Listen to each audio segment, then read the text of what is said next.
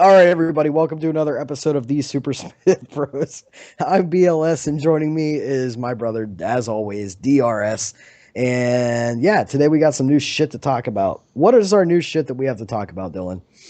Well, with the launch of the website, we have quite a few new things. We have actually our Facebook got very popular out of nowhere, which is thanks to all you guys out there supporting us. That's very nice of you. We also launched a website which we're constantly updating content to, and as you can see, we have revamped our podcast not only with sound quality, but now you have a video to look at, which happens to be the game of the week.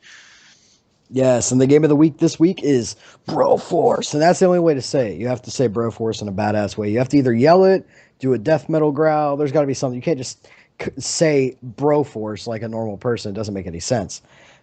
This game is fucking full of all the epic. Dylan, I have wanted Broforce since before I built my PC. It's actually one of the reasons I could safely say that I wanted to buy a PC is because of games like Broforce.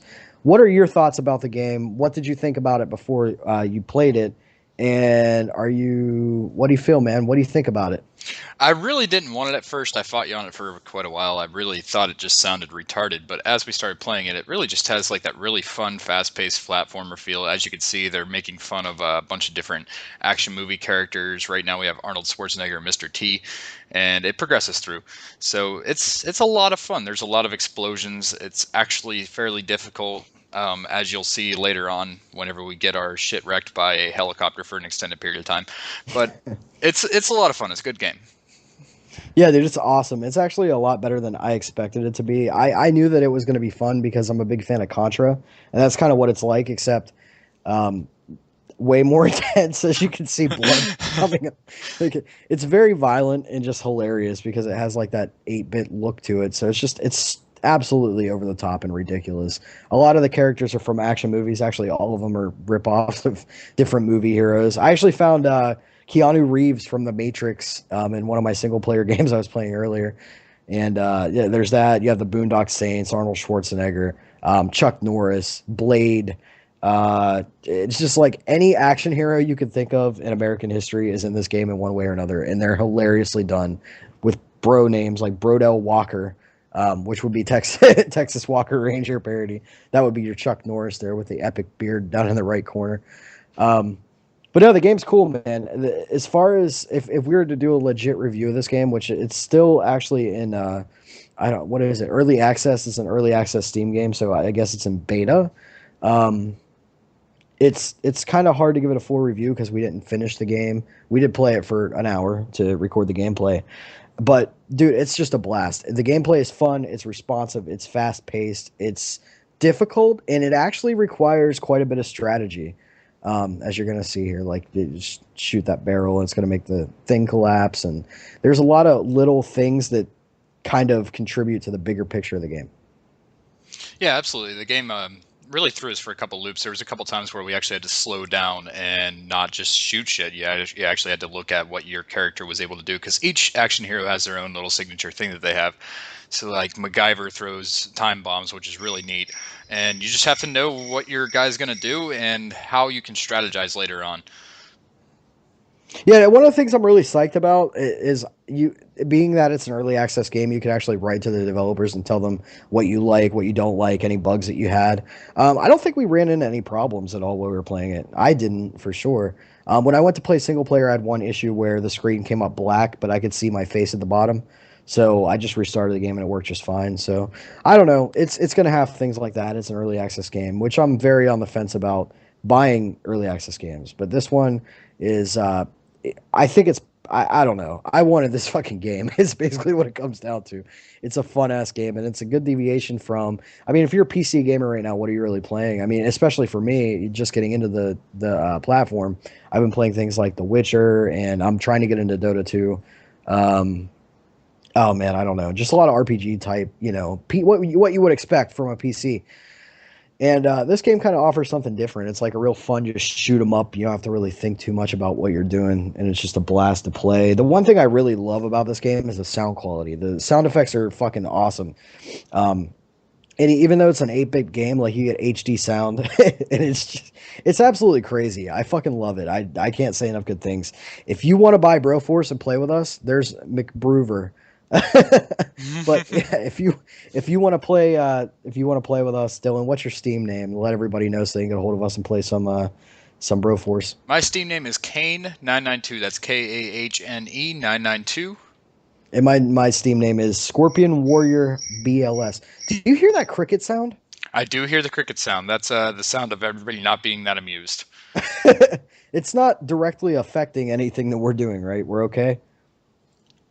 No, we're fine. Okay, we're using a new method to record our podcast. So if there's any bumps or bruises along the way, you know why, and you'll get over it probably, and hopefully, and listen to the next one because we'll always improve. Blah blah blah. Anyway, yeah, Dylan. But anyway, we're changing the format of our podcast. In the past, we've been more of a news type of deal where we talk about what's going on in the world of gaming. We'll still do that a little bit when it's something that we think is important, but we're kind of going to change direction and just kind of bullshit about what we do because now that we have the website, we have plenty of news articles up and they'll be up every day. I do most of that stuff. So I'll be uploading articles anytime I see something I think is relevant to the world of gaming. It'll be on Super Smith Bros with my awesome, that's an awesome death scene, with my awesome journalistic twist added to it and, you know, a little bit of Super Smith Bros flavor, if you will. So yeah, this week we're going to just kind of talk about some things. And I've had some things this week that I've really wanted to get off my chest because I'm entering a new era in my gaming career, so to speak. I was actually doing some math today, and I found out that I've been gaming for 23 years. I got my first console, which was a Super Nintendo, in 1991 when it released. I remember Dad got it from, I think he got it from a Rent-A-Center, actually. And it was a pay-as-you-go type of deal. And yeah, we were paying on the console and playing it as we went. And Dylan, are you still there? Yes, I'm still here. Okay, the video froze for me for some reason. But anyway,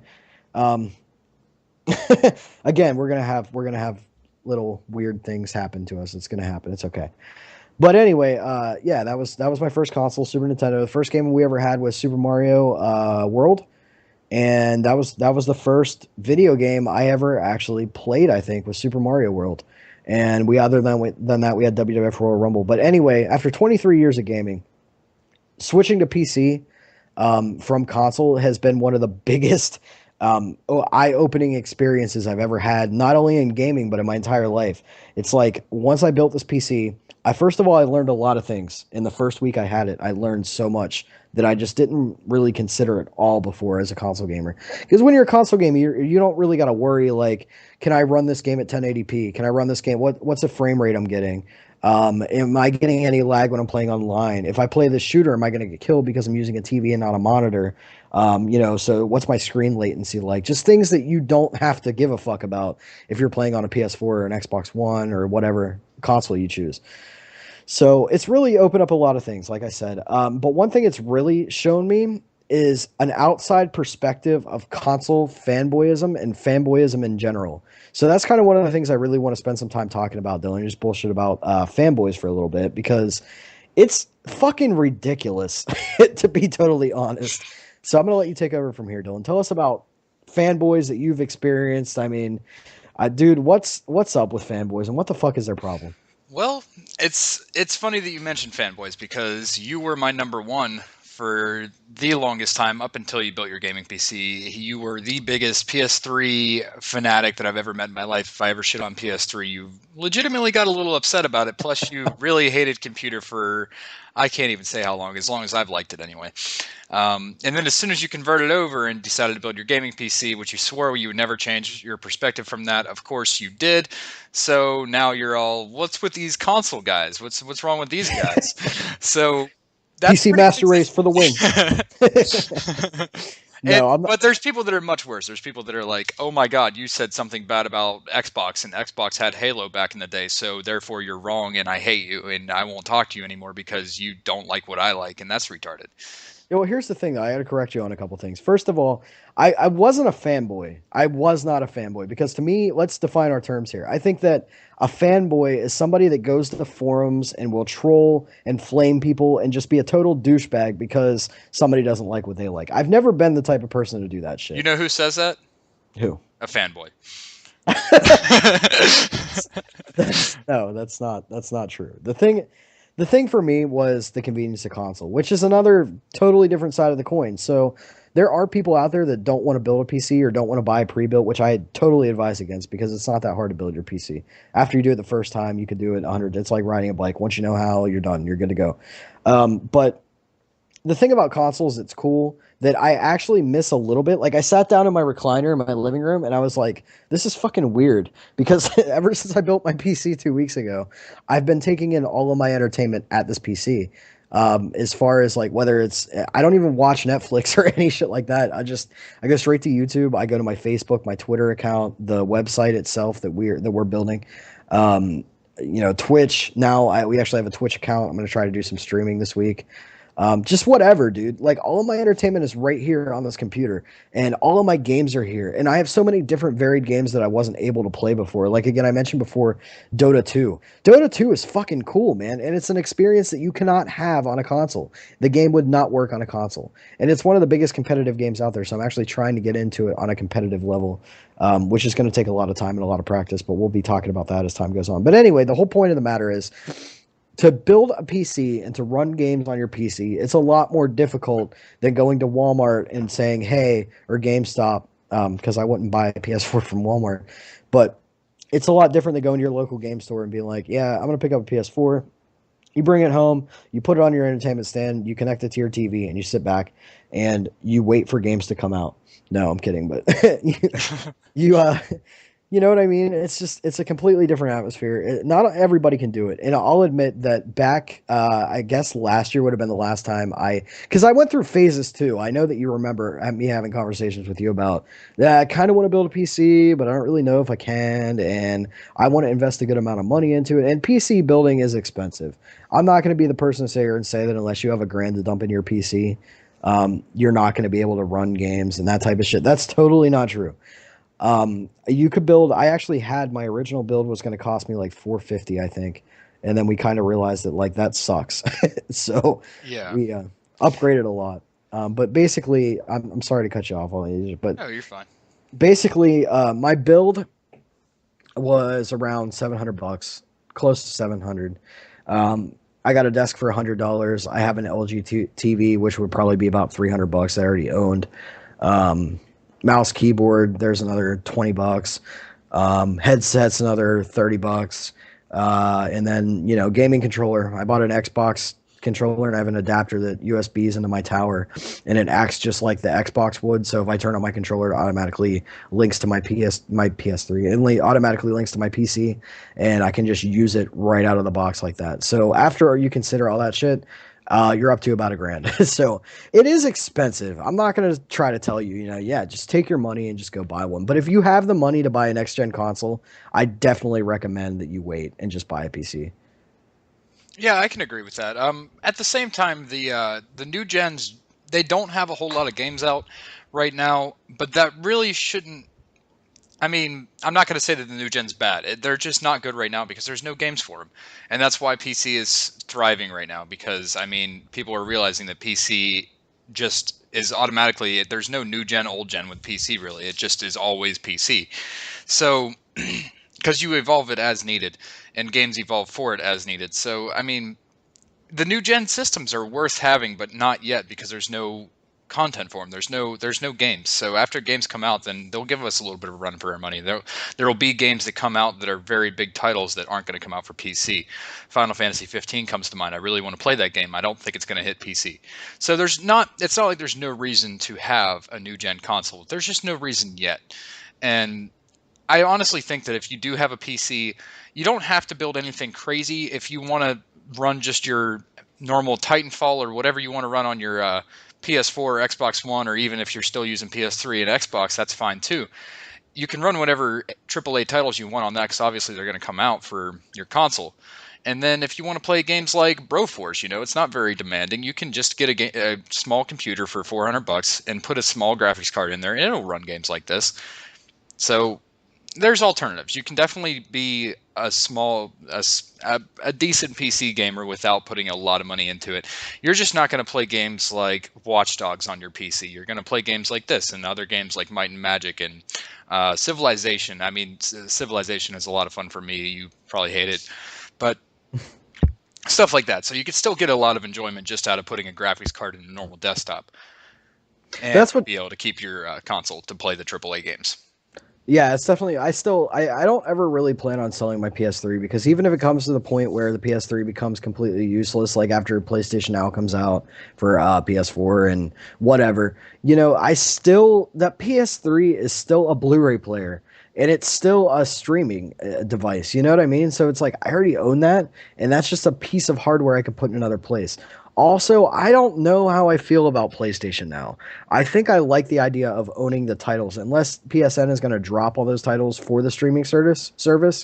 Um, I don't really care to stream video games. I really want to try to make that not happen because once we get to the point where we're streaming video games, it's going to be a whole different atmosphere as far as games go.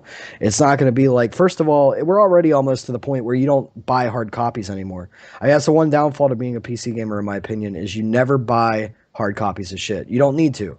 You can buy the download and own the IP, forever. You have the code to the game. You own the game. It's digital. Yes, you can't hold it, but you still own the game forever because it saves to your computer, not just Steam. Steam is just a client to help you organize your things and keep them updated and things like that. But even if Steam goes out of business, I'm not sure if you know this or not, Dylan, but Steam has it to where you can actually get your product keys. And if Steam ever goes out of business and the site ever closes, you still have all the games you bought from Steam. Right, because it does give you a product key for everything. So either way, you can go straight onto the website and register your product key if you wish. Some games require it, such as Might and Magic and Assassin's Creed comes to mind. That fucking Uplay shit that that Ubisoft wants to push so hard. It's pretty awful, but I mean, it is what it is. It's very annoying, but but again, it's I'm not really for the streaming of games because then once we get to the point where it's a streaming service, first of all, it's going to be outrageously fucking expensive. It's going to eliminate the options that we have now as gamers. I mean, if I want to go buy a PS4 and sell my PC, I can do that. If I want to keep my PC and sell my PS3, I have that option. And I can still play games just as good, if not better, than most people. But if it comes down to a streaming service, it's going to obviously become a monopoly, unless Microsoft and Sony have two different, setups. But still, you're not going to be paying as much for hardware anymore. But you're going to be paying a subscription fee. So anyway, that's looking way ahead in the future. We still got a good amount of time before anything like that's going to actually take over the gaming industry. Snake Broskin, by the way, hilarious. I love that. That's obviously Snake Plissken from Metal Gear 2. But yeah, anyway, it's just one of those things. I'm not really into that. But getting back to the original conversation here. Talking about fanboys, and it's funny because we joined this group called Gaming Battleground. It's where we're promoting a lot of our stuff for our site.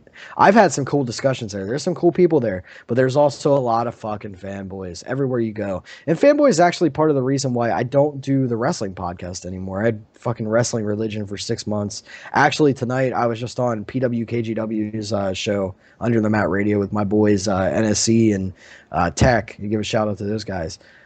Discussing TNA, WWE, et cetera, et cetera, et cetera.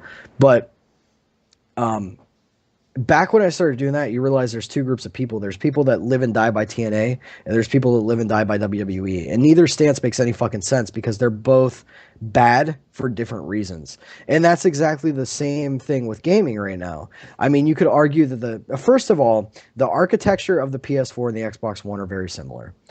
There's no denying that. They basically, when they launched, I believe there was an announcement coming out that these were meant to be mid to high level gaming PCs that you could put in your living room, and that's what they were trying to emulate. Because when you look at the culture of console gaming, that's pretty much what it is.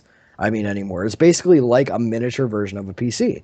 I mean, you can download your content. You now with the new consoles, you can stream content. They all have YouTube built in now. They have Netflix built in now, Hulu Plus. It's pretty much a fucking PC, except it lacks a lot of the power that a PC could have at a similar price point.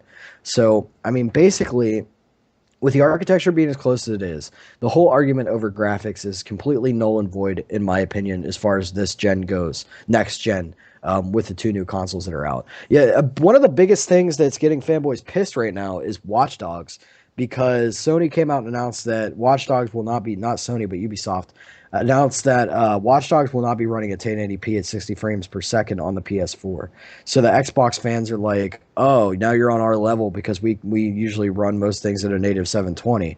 And it's just fucking retarded, dude, because if Honestly, if half these people looked at two screens and one was 1080 and one was 720, I highly doubt that 2% of them could tell what the difference was. Right.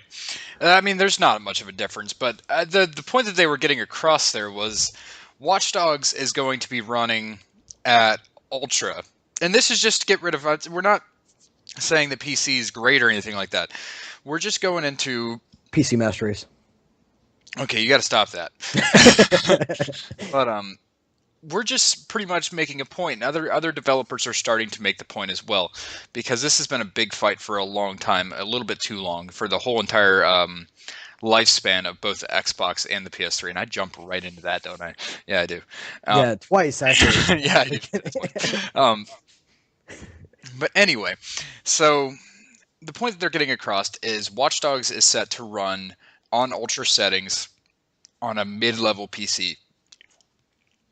I believe it was an NVIDIA 670 was the graphics card that a lot of the developers were using, NVIDIA 670X or something. Right, which is not a bad card. That's not a bad card at all. But the point is on a mid-grade, your average, basically like Brandon's running right now, a mid-grade gaming PC. Oh, I wouldn't call my rig a mid-range. I did a lot of tests and things like that because I thought I was getting a mid-grade PC, but actually my graphics card with the processor I have, it's probably one. It's not high. It's not like I can't remember what it was, dude. I got some weird wording. They're like they use their standards very funny because there's like 3 settings to be a high level PC.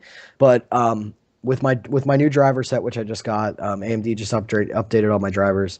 My PC is actually a mid to high level gaming PC. It's built for performance gaming, I believe, and there's like 1 or 2 steps above that.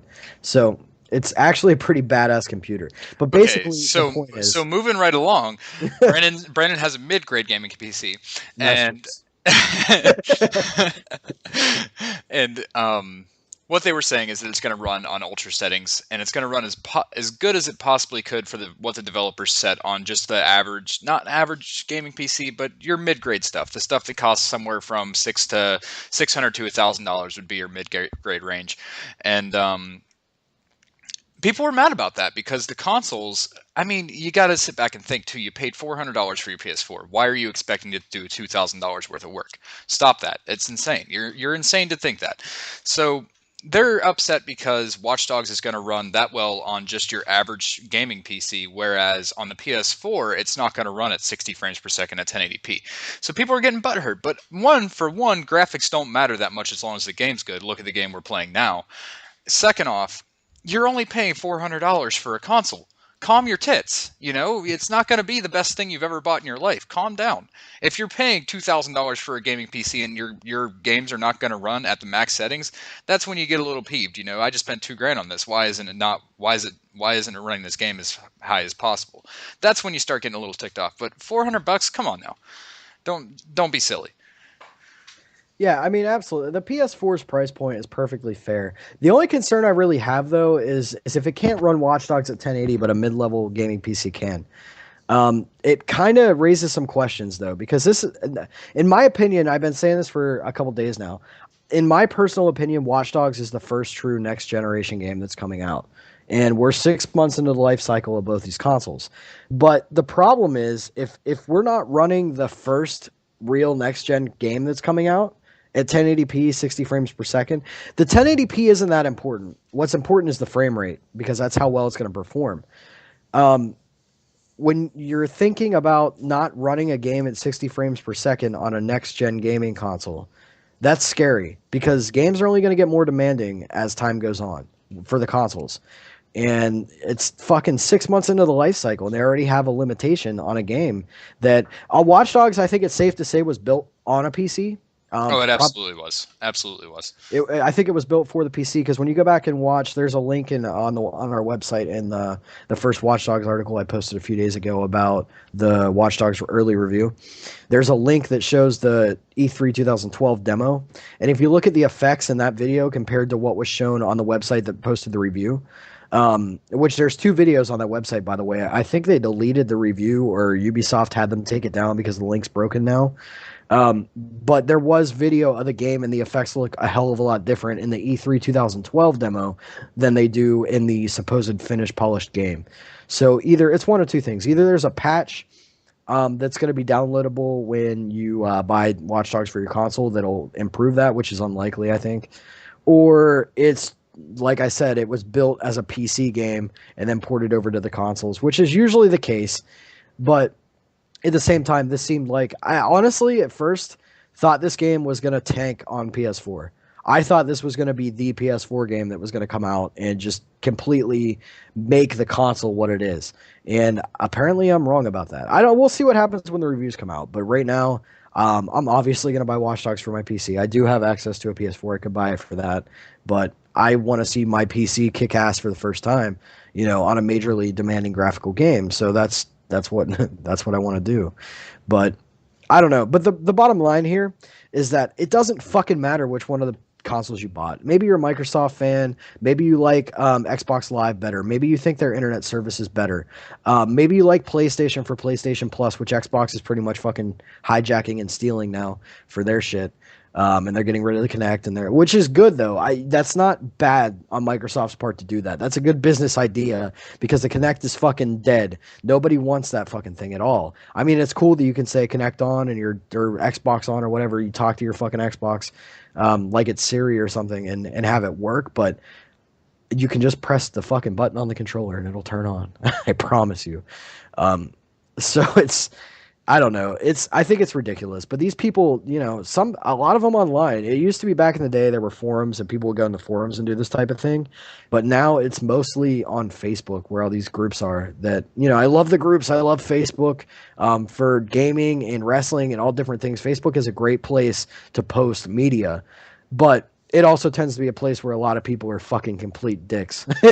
And especially as it pertains to gaming and wrestling, I a lot of like when it comes to the fan bases. It's just you're either I think about when we had the Super Nintendo when I was a little kid. I had a friend and I went to his house and he had a Sega Genesis and I had no idea it mattered what console you played games on, and that was the first time I was exposed to fanboyism when he said to me, "Oh dude, Sonic is so much better than Mario. My Genesis is better than your Super Nintendo." And right then I was like, "Fuck you, Genesis."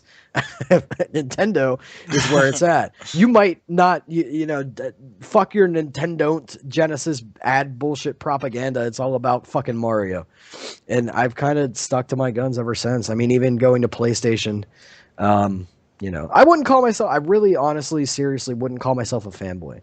I've always supported PlayStation because I've always thought it was the better brand. But it's not like if I know somebody because I had a good friend that played Xbox constantly. And I would argue with him why I thought the PS3 was a better system than the 360, but I would never call him an asshole or a piece of shit or fucking retarded for buying one. Just because I wouldn't do that doesn't mean that a lot of people might think Broforce is fucking stupid, but I'm not going to go and find people that don't like Broforce on internet fucking Facebook pages and bitch at them because they don't like what I like. That's absolutely retarded. They're all made of CPUs. They're all made of motherboards and fucking soldering and memory and that. It's all computer parts. It's just like we all bleed red. Well, all these fucking machines that run our games are made of computer parts. So it's fucking stupid to argue over it. That's basically what I'm getting at. But I don't know, dude. Do you have a story about a time? Because I'm thinking about a conversation I had the other day at work that I want to talk about a little bit too before we get off the topic of fanboys. Do you have a time where you were talking to somebody and just having a normal conversation and then you realized that they were a fanboy of something, and if you said anything and it happened to be something you really didn't like, and you realized if you said anything negative about it, the conversation would just be done and you might even fucking lose a friend over it? Like, it's that serious? No, I've never had anything that serious. I mean, I've had a few conversations where people get a little bit upset about you saying that Xbox isn't that great or whatever. But I like to think that I have valid points since I've owned both a 360, I've owned the PS3, I've owned a PC, and I've actually played on all of them, and I've enjoyed all of them at certain points. But you kind of learn what you like and what matters to you in a console, or in a system. So I've never gotten to that point, but I've definitely had arguments with people, but never to that extreme. Well, I might have exaggerated a little bit. I have a friend at work that we talk about games and our girlfriends and bitch about things and whatever. And the other day we were, at work just bullshitting, whatever, and talking about games. And I was talking about, I probably talking about Watch Dogs. And I was like, there really hasn't been a true next gen game yet. I don't feel like there has been a true next gen gaming experience available. And he said, no, dude, you're wrong. Titanfall. And I just kind of like, yeah, well, but here's the thing. It's not that Titanfall's not a next gen game. It's just that Titanfall isn't really, it's an online competitive shooting game. You know what I mean? It's not really that first, holy shit, look at this game. You know what I mean? Does that make sense? Yeah, I mean, I see what you're saying, but at the same time, Titanfall is not a bad game. It just doesn't pertain to everybody. People that liked and enjoyed Call of Duty and Battlefield would probably love Titanfall, but it's next gen first person shooter. Let's call it that. It's a next gen shooter game, but as far as actual real story driven games, single player games or an actual, not necessarily just single player, but something with a story to it, that we haven't seen one of those yet, and that would be the first one. And finally we killed that fucking thing. That's exactly it, dude. It's like, but then he went on to the Call of Duty conversation. That's where I shut off. I can't talk about Call of Duty because I can't. I just have nothing good to say about it. I think the new ad is cool. Actually, it's funny going back to Rich from Review Tech USA posted a video. I think it was last night about face it, you're gonna buy the next Call of Duty game. And I just kind of laughed, but I had to watch the video because I wanted to know why I was going to end up buying the next Call of Duty game because I didn't believe him for one thing. Which I still don't, but I don't know. The next Call of Duty, what's it called again? They gave it some really vanilla. Advanced Warfare. Yeah, the most vanilla name ever, and it looks like they kind of borrowed some ideas from other games that we may or may not have mentioned already. But I'm so fucking over Call of Duty. I'm so tired of Call of Duty being like the dominant game in the world of gaming altogether. I just really want something new. Call of Duty is like the fucking John Cena of video games. I just really want it to go away, and I want people to get tired of it and just stop supporting it so that maybe we could have something new come up. Even if it sucks, I would be happy to have something sucky over Call of Duty at this point. Oh, you're talking about Assassin's Creed, right? Oh God, it's like it's Assassin's Creed is not a bad game at all.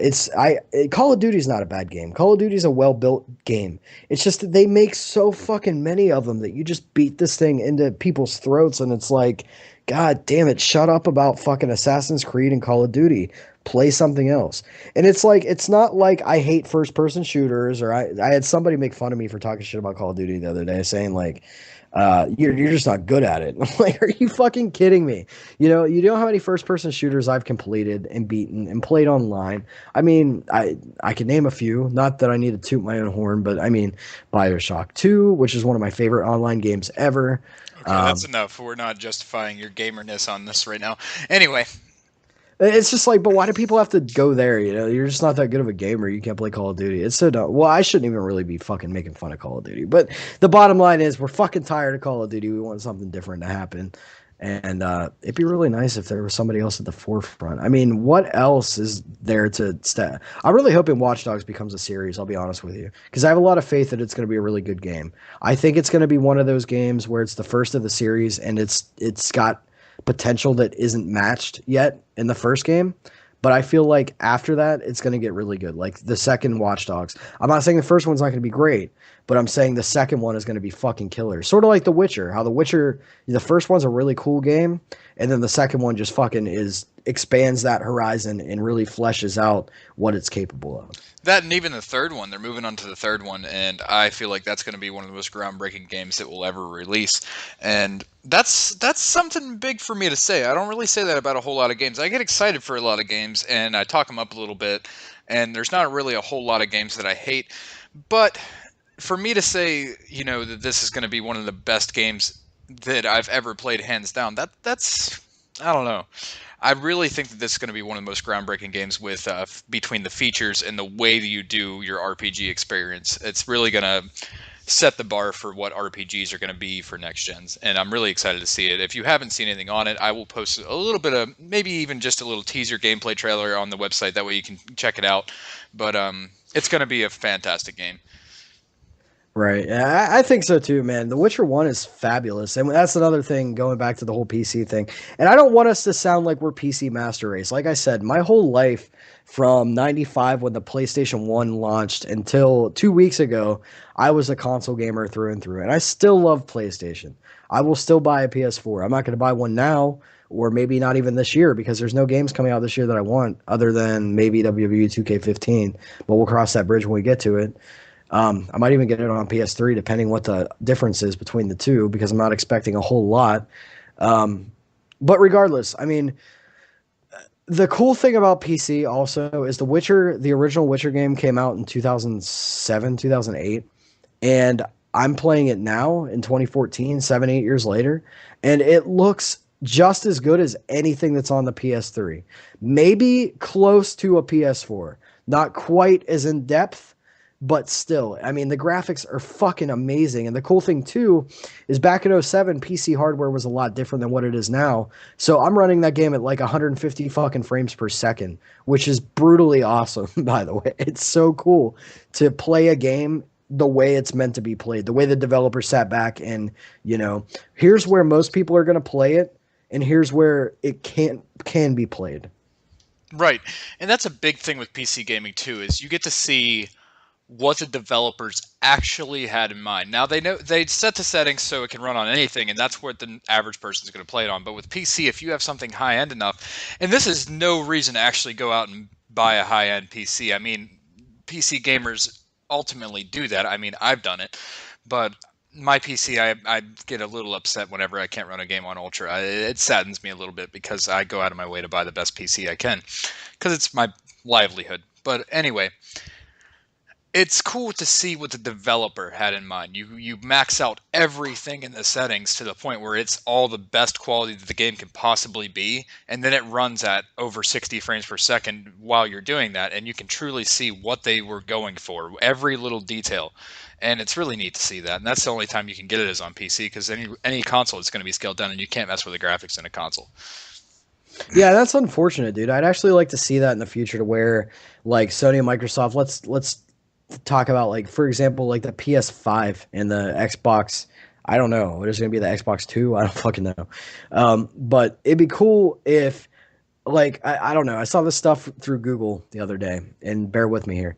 They came out with a phone. They're making a phone that is basically a motherboard, and you buy these chips for it, and they click into place, and that's how you change things like your processor, your camera, your battery, your memory, your RAM, whatever. You can switch all that out just by slipping a block onto this. You can also change the screen that way. Right, that's another big thing that's coming out with phones, and the reason why that's coming out is because not only does that give you room for upgrades, but it also gives you room for if you accidentally break something, it's pretty easy to replace. You don't have to get a professional to do it, so it's a really innovative thing for phones.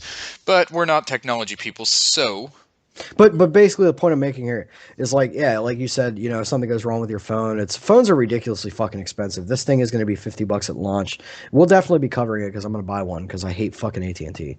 But anyway, the fact of the matter is this: like, consoles, if they want to compete, they don't need to compete with PC, but if they want to stay in the market, I think we're getting to a point where people have enough knowledge of how game systems work, how games are developed, how they work. I mean, we're inside the scenes now.